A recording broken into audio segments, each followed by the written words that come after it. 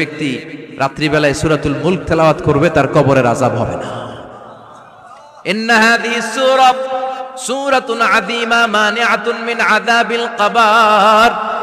এই সূরাটা এমন সূরা, সাধারণ কোন সূরা না। এই সূরাতুল মুলক যে রাত্রিবেলায় তেলাওয়াত করবে তার কবরের আযাব থেকে তারে বাঁচিয়ে দিবে কে? নাম্বার 1 ফাজিলাত স্ট্যাটাস মনে থাকবে তো। 2 নাম্বার স্ট্যাটাস শাফাআত লি সাহিবিহা। এই সূরাটা এই সূরার তেলাওয়াতকারীর জন্য কিয়ামতের দিন সুপারিশ করবে। কোরআন সুপারিশ করবে, চারটেখানি কথা না।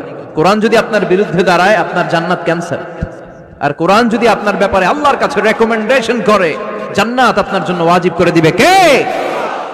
এজন্য বিশ্বনবী বললেন শাফাআত লি সাহিবিহা, কিয়ামতের দিন তেলাওয়াতকারীর জন্য আল্লাহর কাছে সুপারিশ করবে।